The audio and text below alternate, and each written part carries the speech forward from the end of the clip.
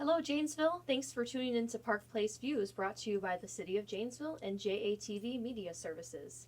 This episode marks the 1-year anniversary of Park Place Views being on the air. This year, we've gotten to know the new city manager, Mark Freitag, and learned about his vision for Janesville. We've talked to Chief Jensen of the Janesville Fire Department about the Central Fire Station and other fire safety issues. We talked to the city assessor, Richard Havaiza, and learned about the assessment process. We met former transit director Dave Muma and new transit director Rebecca Smith and talked about the Janesville transit system. We learned about recent downtown planning efforts, the Rock Renaissance Arise. We talked to different leaders in the Public Works Department about winter issues in Janesville. We got an inside scoop on the 2015 City of Janesville budget with Mark Freitag and Finance Director Tim Allen.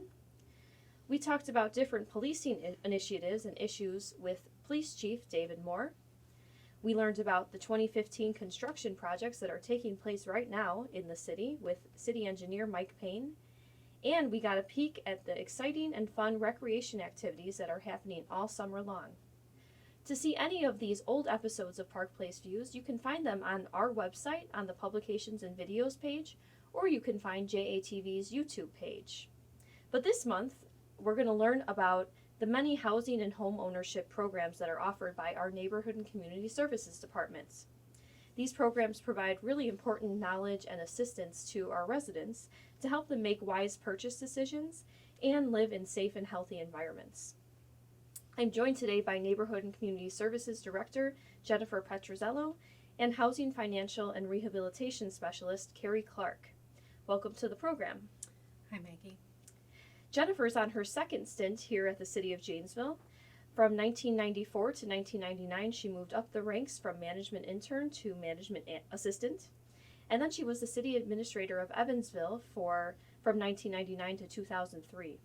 She returned to the City of Janesville in 2007, where she's been serving as the Neighborhood and Community Services Director since.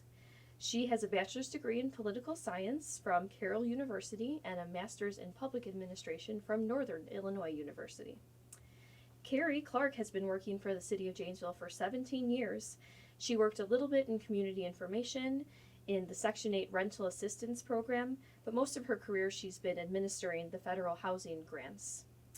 Now she's also the program manager for the Lead Hazard Control Grant Program. Carrie attended UW-Milwaukee School on Architecture and Urban Planning. She attended MATC School of Interior Design and MATC Madison for a certification in real estate sales. Thanks for being here, ladies, and for the opportunity to learn more about what you guys do on a daily basis. Thanks for having us, Maggie. So I talked a little bit about your history, but is there anything else you wanted to tell me about yourselves? I think the only thing I'd like to add is that I feel really fortunate as Neighborhood and Community Services Director with the City of Janesville to work with such a wide variety of programs, not only the housing and home ownership programs that we're going to be talking about today, but also the Housing Choice Voucher Rent Assistance Program, Property Maintenance Program, and the Transit and Recreation Divisions. Yeah, very diverse department that you have there. So first, I just wanted to talk to you guys about your lead grant program. So I understand you have this program where property owners can receive funds to address lead hazards, and I'd like to learn about that program. But first, I talked to Ginny Fricke from the Rock County Health Department a little bit earlier, and she's going to tell us a little bit more about why lead is a problem in Rock County. I'm here with Ginny Fricke from the Rock County Health Department, and she's going to tell us a little bit more about why we need the Lead Paint Hazard Grant Program. Welcome to the program, Ginny. Thank you for having me. Thanks for being here. So why is eliminating lead hazards such an important issue in Rock County? Well, in children, elevated lead levels, we never know when they have an elevated lead level unless we test their blood to see what it is. And when children are affected by elevated lead levels, they can have long-term issues such as problems with reading, learning disabilities, behavioral problems, all sorts of things like that. So what age groups do you see as being the most susceptible to lead hazards? Well, anyone can get an elevated lead level depending on their exposure, but children that are 6 and younger are going to be the most at risk for being exposed and getting an elevated level. The Centers for Disease Control actually used to consider 10 micrograms per deciliter and above to be an elevated level, but in 2012 they did lower those standards to be 5 or above. Okay. So, lead hasn't been used in new buildings for many decades at this point. Is it really still a problem here in Rock County? That's true that lead paint was outlawed in 1978, but we do have a lot of older homes in Rock County, and a lot of those homes, they don't have lead paint on the outside layers, but underneath many layers of new paint. And so when it starts to chip and flake, it still causes an issue. And we have over 40,000 homes in Rock County that were built before 1977. And the Rock County Health Department has only personally been in around 4,000 of those. So we still have a huge number of homes that we've never inspected for lead. Okay, I can see why that's a big problem then. So what can property owners do to protect themselves? I would say the biggest thing is awareness and knowing the age of your home. And if it was built before 1978, there's a possibility of lead, and especially if it was built before 1950. And looking for chipping or flaking paint around the home, and also utilizing the local health department, calling Rock County Health Department. We do offer free lead testing for any resident that lives in Rock County. Great. Well, thank you, Ginny, for being here and shedding some light on why we have this grant program in Rock County. Thank you. Okay. So I'm back here with Jennifer and Carrie, and we're going to learn more about the details of the Lead Hazard Control Grant Program. So first, Jennifer, can you tell me a little bit more about this program? Sure. The Healthy Homes with Lead Hazard Control Program is a collaborative effort between the cities of Beloit, Janesville, the Rock County Planning and Development Department, and the Rock County Health Department to create affordable, healthy, and lead-safe housing for low-income individuals throughout Rock County, and particularly for those homes that have a child under the age of 6. Under this program, we're able to offer 3-year forgivable loans of up to $15,600 to address lead hazards within both owner-occupied and rental properties. Funding for the program is provided by the U.S. Department of Housing and Urban Development, and provided that the terms of the grant are followed, the loan is forgiven after a 3-year time period, which means that the property owners don't have to repay that loan. Great. Sounds like a good program. So who administers this program? Neighborhood and Community Services administers the program for projects within the city limits of Janesville. And then our partners in the city of Beloit and Rock County Planning and Development administer programs within their jurisdictions. We've also partnered with the Rock County Health Department to provide environmental and health testing for us countywide. Okay, interesting. So obviously you can't just use these loan funds for anything. What kind of activities can they be used for? The primary goal is to eliminate childhood lead poisoning. So we have a goal to create about 120 lead-safe housing units for children under the age of 6, or where children under the age of 6 are expected to or could be potentially residing. To that end, the activities that we fund include blood lead testing for children, investigation and identification of where lead hazards exist, mitigation of lead hazards through paint stabilization, which is a non-permanent method of controlling a hazard, such as resurfacing with a coat of fresh latex paint, and then finally abatement measures, which is a permanent removal of the hazards, similar to like window replacement. Okay. So is this program open to just any property owner? Well, we're primarily looking at homes that have young children that were built before 1978 and that are either owned by low to moderate income households or that are rented by low income individuals.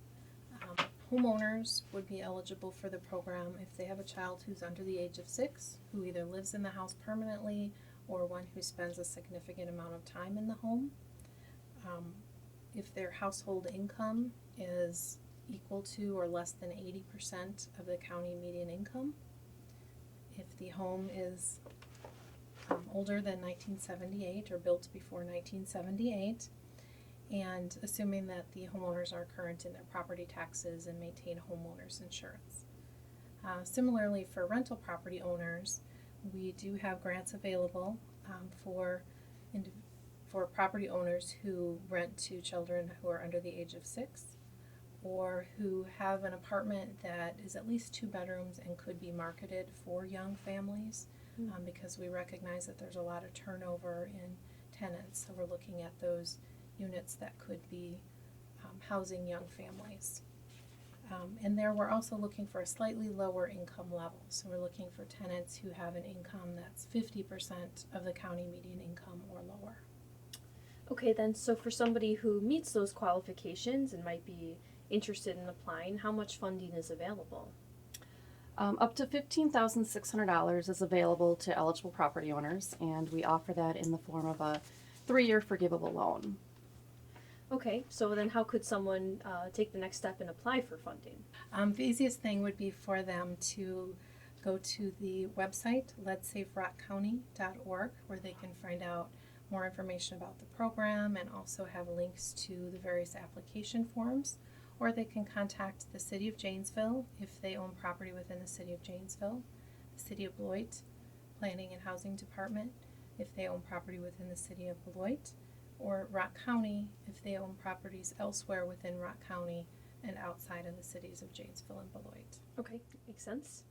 So I know that you also have scholarships available for lead abatement workers and lead abatement supervisor certifications. Can you tell me a little bit more about that opportunity, Carrie? Sure.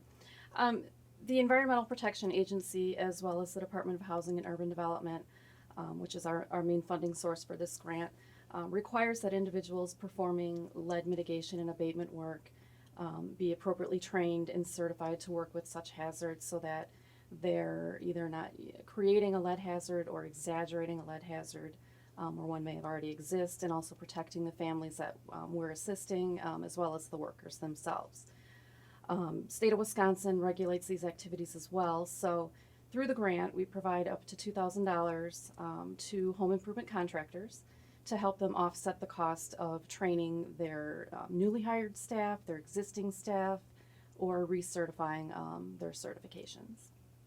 So if someone's interested in applying for that, how can they go about doing so? They can contact me directly at the Neighborhood and Community Services office. Okay, great. So we talked, there's a lot of info about this lead hazard grant program, but obviously, lead is still a concern here in Rock County for many property owners, and so I thank you guys for shedding a little bit of light on the program.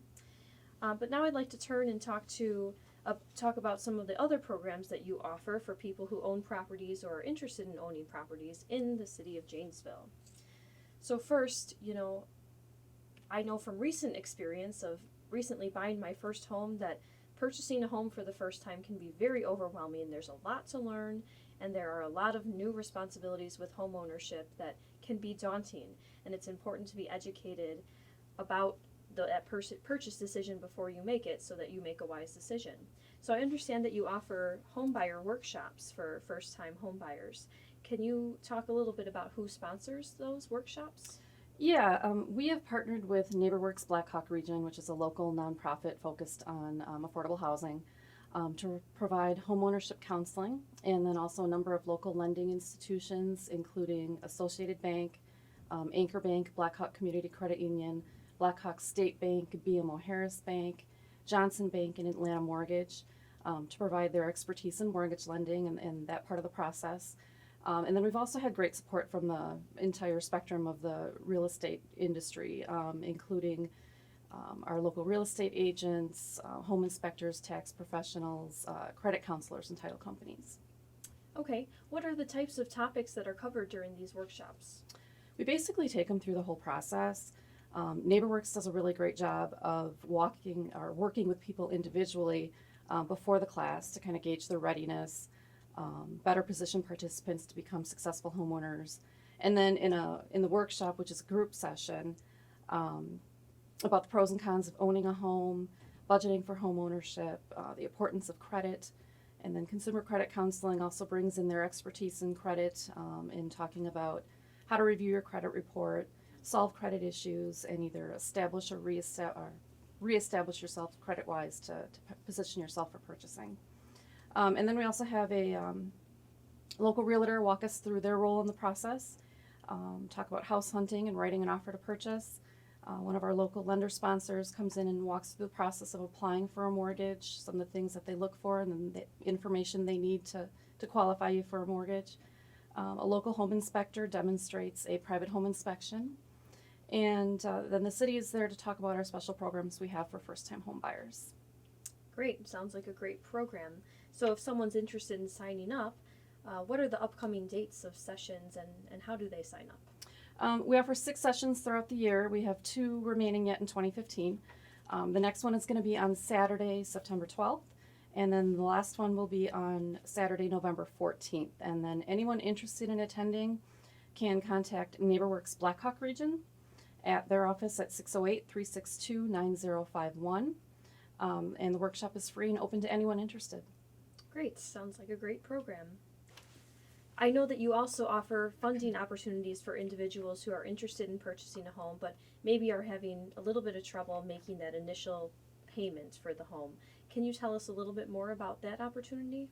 Sure, we offer a down payment and closing cost program where we can provide up to $5,000 for low to moderate income home buyers to purchase their first home, and 3% of the purchase price and all reasonable closing costs. Home buyers are expected to contribute a minimum of $750 towards the purchase of their first home, and other eligibility criteria do apply. This is one of the programs that we talk about during the Home Buyers Education Program, and participating in Home Buyers Education is one of the requirements to receive down payment and closing cost assistance. So if it's something that people are interested in or think they would like to learn more about, attending that Home Buyers Workshop is a great place to start. So I understand you also have a program that encourages homeownership in the city's central neighborhood, in particular the Look West and Fourth Ward neighborhoods. Can you tell me more about that program? Yes, we offer a 0% interest, low monthly payment home improvement loan of up to $24,999 to homeowners within the Look West and Fourth Ward neighborhoods who've owned their homes for less than 2 years. The funds help making own a older home more financially sustainable for those with a lower income and possibly little equity in their recently purchased homes. So the funding can be used to make homes lead safe by coupling it with our lead hazard control program. Or you could also make improvements such as mechanical system upgrades, structural repairs, and energy efficiency improvements. Okay, and who qualifies for that program? Applicants have to reside within the targeted area of those 2 neighborhoods and have a median income for their household size that doesn't exceed 80% of the county median. Okay. So you have lots of opportunities for individuals looking to purchase a home for the first time or maybe recently purchased a home in one of the central neighborhoods. Mm-hmm. But what about homeowners who didn't recently purchase their home but they want to make improvements? Can you tell me about the home improvement program? Sure, we offer no interest home equity loans of up to $24,999 to low to moderate income households who live within a larger target area, expanding outward from our central city. And that loan funding can be used to pay for any of the items that Carrie previously mentioned under our recently purchased program. For the home improvement program, we look for individuals who are at or below 80% of the county median income. So refreshing people's memory of what those income limits look like. A household of 4 would have an income at or below $48,800. Under that program, minimum monthly payments start at $50, but they do range based on the individual's income and the cost of the home improvement work that was undertaken. Also under that program, if individuals are elderly or disabled, they may be eligible to participate on a citywide basis and can defer their payments until they're no longer living in their home. Good information to know about. Lots of programs exist. So we talked a lot about programs for homeowners. What about rental property owners? Do we do anything for rental property owners? Absolutely, yes. We have a rental rehabilitation loan program where rental property owners can apply for a low interest loan of up to $14,999 per housing unit for up to 8 units for any income property they own within the city limits of Janesville. We're not limited to a particular area. The goal of the rental rehab program is to create affordable, decent, and safe rental housing stock for low to moderate income renter households. So eligibility for that program is generally based on the tenant's income, the current tenants living in the property, or in the case of vacant property, ensuring that the assisted units are going to be marketed and then rented to low to moderate income households. And then we also have to demonstrate the property has a positive cash flow and the owner has equity in the property. Makes sense. Okay. Well, some viewers at home that are watching, they may be wondering to themselves why these loan programs exist. Can you tell us why is it important that we help individuals buy a home or make improvements to their home? Sure, Maggie. I think the main reason that these programs exist is simply to help ensure that all individuals have affordable, decent, safe place to reside. Affordable housing helps the local economy by providing critical stability for those families, which in turn reduces the risk of homelessness, promotes economic security for those families by increasing the amount of money they have to spend on other basic needs or to save for the future. It also helps increase educational achievement and results in improved health outcomes. The community as a whole also benefits from that pride of home ownership and the resulting impact of neighborhood improvement as these homes are well maintained and surrounding property values are stabilized and continue to grow. Okay, good. So it's really more of a community investment than a handout. Mm-hmm. So, Yeah, I think there's definitely community-wide benefits to these programs. great, wonderful. Well, I know that we covered a lot here today, but at the same time, I know that we barely skimmed the surface in terms of the details of some of these programs. So if the viewers at home would like to learn more about anything, how can they contact you? Well, to ask questions, find out more information, or to apply for any of the programs we talked about, they can call the Neighborhood and Community Services Department Monday through Friday, 7:30 a.m. to 4:30 p.m. are our office hours. They can find information on the city's website, or they can stop in and visit us at the City Hall building. We're on the first floor. Great. So I always like to close with a few rapid fire questions just to get to know you guys a little bit better. So you have to answer quickly and candidly, okay? Okay. So first question is, what is your favorite thing to do in Janesville over the summer? I would say going to the farmer's market and walking or biking on the city's bike trails. Great. How about you, Carrie? Anything outdoors, enjoying the weather. What a nice day it is, too. How about what's the best thing about your work day? Definitely the variety. Working with the different programs that I work with, there's never the same day twice. And also being able to help people have those basic housing needs met. It's very self-satisfying. Great. Mm-hmm. I like to see the nervous excitement of a first-time home buyer sitting at the closing table, signing their papers on their first home, and just being a small part of that process and seeing how happy they are. Yeah, that's cool. Okay, and lastly, do you have any quick personal home improvement nightmare stories you can share? Oh gosh. Many. I think probably one that stands out in my mind would be shortly after we finished basement, we had a spring in our water main pipe that went undiscovered for a period of days and managed to ruin all of our carpeting and some of the baseboard before we even got a chance to move into that finished area. Oh, Frustration, but learning experience. learning experience, Yeah. exactly. How about you, Carrie? Yeah. We've managed to find wildlife have intruded our home. We had raccoons and chipmunks. But then we also had hired a contractor who actually fell asleep in our attic with his feet dangling off the ceiling. So that was kind of Interesting to come home Interesting, to. yeah. Not one of the contractors we work with No. under our programs. No. Yes, do note that. Yeah. Learn my lesson.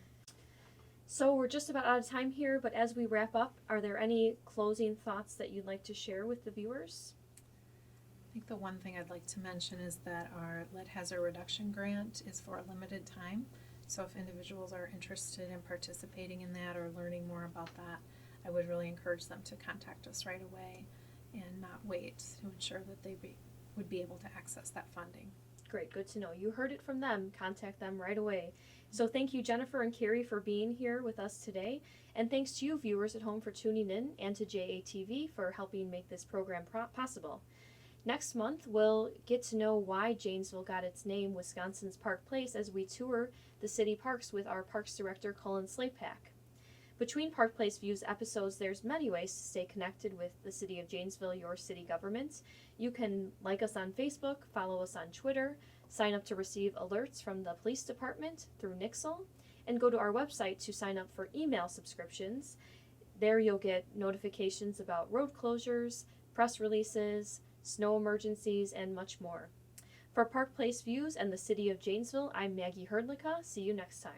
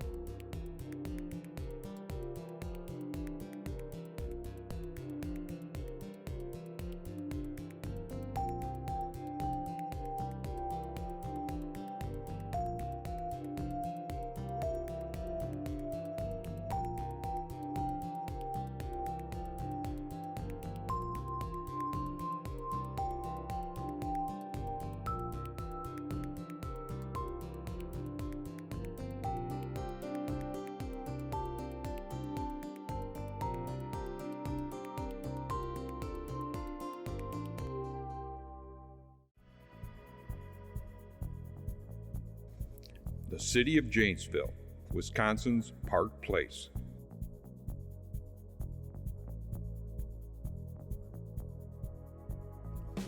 Our mission is to innovatively provide effective municipal services that are responsive to the needs of residents, businesses, and visitors, and delivered in a reliable, efficient manner in order to sustain Janesville as the community of choice.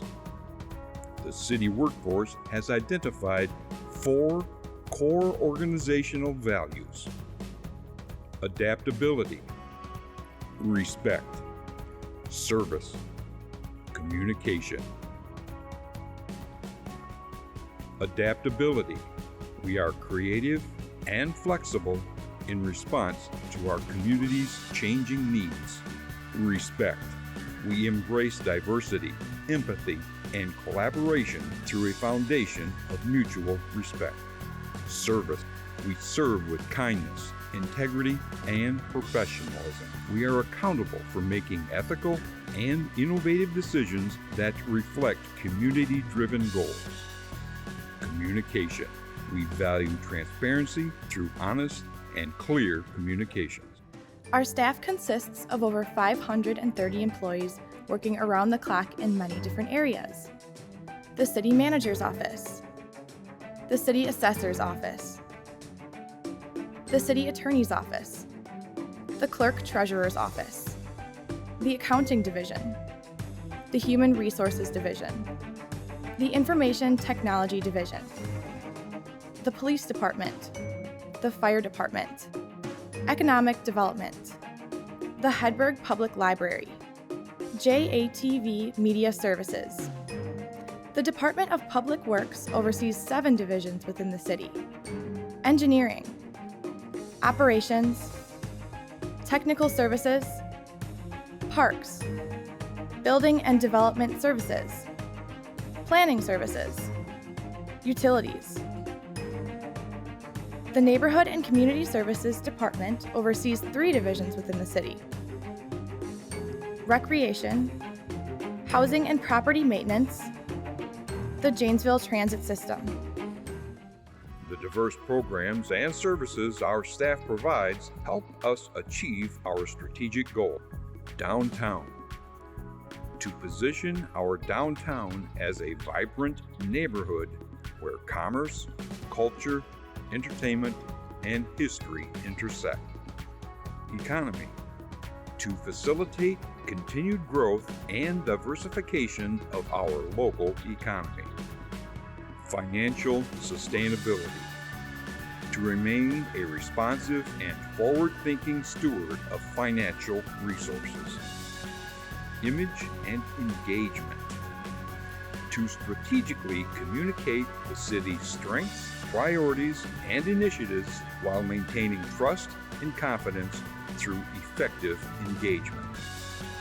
Infrastructure, to build upon the community's foundation of well-planned, maintained, dependable, and sustainable infrastructure. Partnerships, to embrace and enhance collaboration with local, regional, national, and global stakeholders to realize shared success.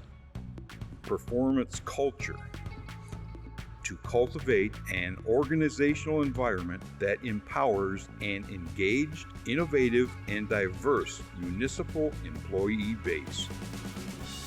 Rock River Corridor, to promote, enhance, and respect the unifying feature of our community, safe and healthy community, to advance safety and overall well-being of residents and neighborhoods through cooperation and encouraging an active lifestyle. We work towards these goals because we believe in the Janesville community's vision statement. Wisconsin's Park Place. Discover the community of choice to realize life's opportunities.